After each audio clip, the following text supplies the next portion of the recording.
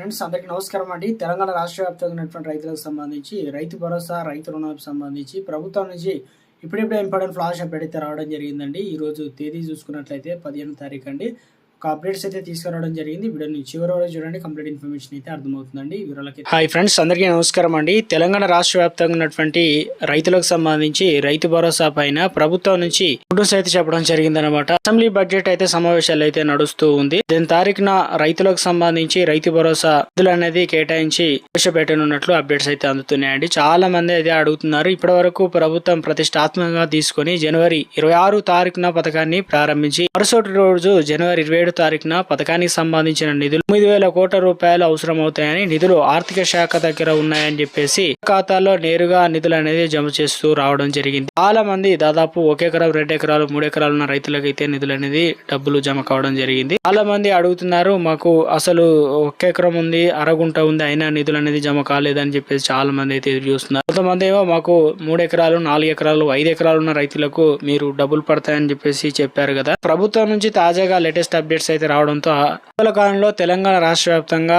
రైతులకు సంబంధించి రైతు భరోసా విషయంలో స్పష్టత ఇచ్చే ప్రయత్నం జరిగింది. తప్పనిసరిగా మన అకౌంట్ లో అయితే నిధులు అనేది జమ అవుతాయి అన్నమాట. రైతులకు సంబంధించి రైతు భరోసా పైన ప్రతిరోజు ఏదో ఒక లేటెస్ట్ అప్డేట్స్ ప్రభుత్వ విధానాల బట్టి ప్రభుత్వం అయితే అప్డేట్స్ అయితే తీసుకొస్తుంది. దాన్ని బట్టి మనం అయితే వీడియో రూపంలో అందించడం అయితే జరుగుతుంది కదా. అసెంబ్లీలో రైతు రుణమాఫీపై అధికారి విపక్షాల మాటల యుద్ధం జరిగింది. ఇచ్చిన మాటల ప్రకారం 2 లక్షల రుణమాఫీ చేశామని డిప్యూటీ సీఎం బట్టి విక్రమార్క తెలియజేశారు.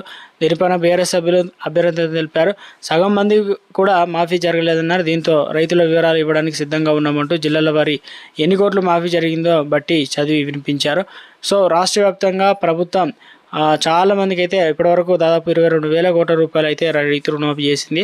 సగం మందికి రాలేదనతో జిల్లాలో ఎంతమంది అని చెప్పేసి వివరాలు అనేది లిస్ట్ అనేది రిలీజ్ చేయడం జరిగింది అనమాట. కొంతమందికి అయితే వాస్తవానికి డబ్బులు అనేది రైతు రుణమాఫీ అయితే డబ్బులు అయితే జమ కాలేదట. ఈ రోజు ప్రభుత్వం ప్రతిష్టాత్మకంగా తీసుకొని ఇందిరమ్మ ఇళ్లకు సంబంధించి ₹1,00,000 ఖాతాలో జమ అవుతాయా లేదా అనేది చాలా మంది అయితే ఎదురు చూస్తున్నారు. రైతు భరోసా సంబంధించి లేటెస్ట్ అప్డేట్స్ అయితే రావడం జరిగిందండి. వివరాలన్నీ కూడా వీడియోలో తెలుసుకుందామండి. వీడియోని చివరి వరకు చూడండి. మరోసారి ఛానల్ వస్తే తప్పకుండా సబ్స్క్రైబ్ చేసుకుని bell button all notification activate చేసుకోండి.